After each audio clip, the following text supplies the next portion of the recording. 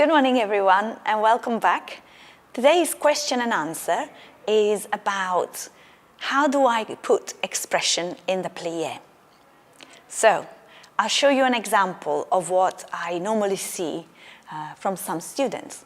So when we do a plié, let's say we stand in first position and we start with our preparation and then we start the plié and we have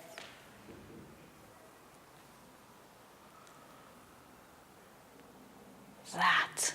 Now, there's so much that is going on there. What I want you to think about is that what's important is actually to keep it small, to keep it simple, and to think about where are you looking. Just a simple thing.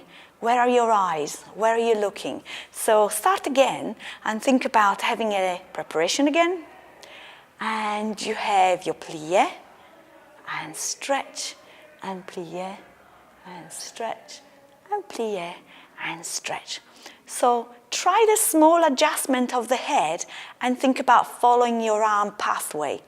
Once again, I'll show you.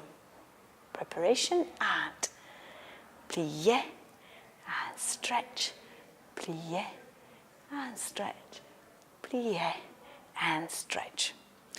Have a go at home and let me know how it goes in the comment box below. Until next time, thank you and see you soon. Bye.